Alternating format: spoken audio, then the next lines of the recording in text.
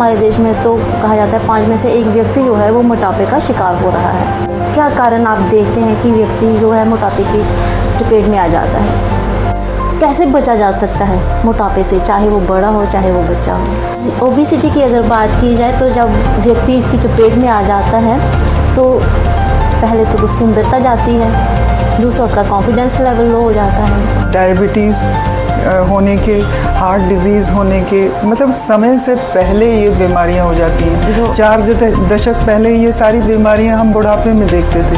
हमने अपने टाइम में ये बीमारियां अपने MD कोर्सेज में पढ़ी भी नहीं थी, लेकिन अब ये छोटे छोटे बच्चों में मिल रही है। जब भी कोई भी खाना खाए तो स्क्रीन के सामने नहीं खाए। अगर आप टीवी को देख के या मोबाइल को देख के आप खाना खा रहे हैं तो आपके ब्रेन के जो सिग्नल्स हैं, जो जब हमें बताते हैं कि हमारा पेट भर गया है, तो वो आते नहीं है, वो हमारे दिमाग से निकलते ही नहीं है। Doctor Rekha Harish, welcome to our show.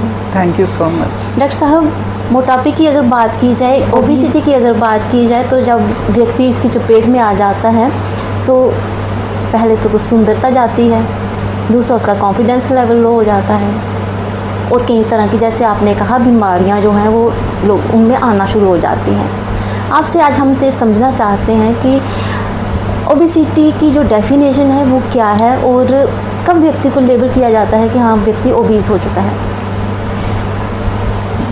Obesity diagnose करने के लिए एक मापदंड है BMI यानी बॉडी मास इंडेक्स, जो कि हर उम्र में अलग होता है और इसके लिए वज़न और हाइट दोनों को रिकॉर्डिंग की ज़रूरत होती है। तो आप उससे कैलकुलेट करके BMI निकाल के पता कर सकते हैं कि आपका BMI ज़्यादा है कि कम है। कारण क्या रहते हैं? क्या कारण आप देखते हैं कि व्यक्ति जो है मोटापे की चपेट में आ जाता है? सबसे बड़ी बात है कि जब से हमारी रसोइयों में काम करना शुरू किया है, हम फूड इंडस्ट्री पर ज़्यादा निर्भर हो गए हैं। जीवन में हमें हर प्रकार के गैजेट्स मिल गए हैं, हर प्रकार की सुविधाएं मिल गई हैं, जिसके कारण हमारे शारीरिक व्यायाम की कमी हो गई है। बाहर प्लेग्राउंड्स की कमी हो गई है, बच्चे प्लेग्राउंड के बजाय स्क्रीन्स पे लगे हुए हैं। हर तरीके की स्क्रीन्स हैं, टीवी है, मोबाइल है, लैपटॉप है, आईपैड है, और कुछ नहीं तो स्मार्ट वॉच ही है जो। और फिर ये बच्चे इतने पढ़ाई के बोझ से दबे हुए हैं कि ये सारा दिन स्कूल जाते हैं, फिर उसके बाद ट्यूशन जाते हैं, फिर उसके बाद खाना खाते हैं, फिर टीवी देखेंगे, तो उनके पास समय ही नहीं बचता कि वो बाहर जाकर खेलें। चूँकि अगर बात कर ली जाए, बड़ों की बात कर लिए, तो कॉम्प्लिकेशंस क्या होना शुरू हो जाते हैं जब व्यक्ति मोटा होता है? जब बच्चा मोटापे का शिकार हो या कोई भी इंसान मोटापे का शिकार हो, पहला तो उसको कोई भी काम करने में, जैसे कोई बच्चे भाग रहे हैं, बाकी बच्चे नॉर्मल भाग रहे हैं, तो जो मोटा बच्चा है वो भागने में थक जाएगा, थोड़ा ही भागेगा तो रुक जाएगा, उसे एहसास हो जाएगा कि वो उतना एक्सर्ट नहीं कर सकता। फिर उसको कोई कभी जोड़ों में तकलीफ़, कभी सांस में तकलीफ़। मोटापा एक ऐसी बीमारी है जो हमारे शरीर के सारे सिस्टम्स को इफ़ेक्ट करता है। फिर इनके ये सारे बच्चे जो भी ओबेसिटी का शिकार हैं, लड़का हो लड़की हो, इनमें डायबिटीज़ होने के, हार्ट डिजीज़ होने के, मतलब समय से पहले ये बीमारियां हो जाती हैं। 4 दशक पहले ये सारी बीमारियां हम बुढ़ापे में देखते थे।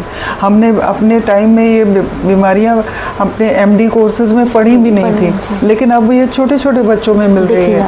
टाइप 2 डायबिटीज़ का मिलना ही 8-10 साल के बच्चे में ये निशानी है कि हमारी जीवन शैली कितनी ख़राब हो गई है और हम कितना मशीनों पर और कितना हम जंक फूड पर निर्भर हो चुके हैं। कैसे बचा जा सकता है मोटापे से, चाहे वो बड़ा हो चाहे वो बच्चा हो? तो जैसे मैंने बताया, ये 90% तो इनमें कारण हमारी ख़राब जीवन शैली है। जब अगर एक माता पिता में से एक कोई मोटापे का शिकार है तो बच्चे में ओबेसिटी होने के ही 40% चांसेस होते हैं। अगर दोनों मोटापे के शिकार हैं तो 80% चांसेस होते हैं इनको ओबीस होने के। क्यों? क्योंकि उनके जीन्स ही नहीं, थोड़ा बहुत जीन्स का असर होगा, लेकिन उनकी खान पान की आदतें, उनके रहने का जैसा भी लाइफस्टाइल है वो सेम ही होता है, फूड चॉइसेस भी सेम ही होते हैं।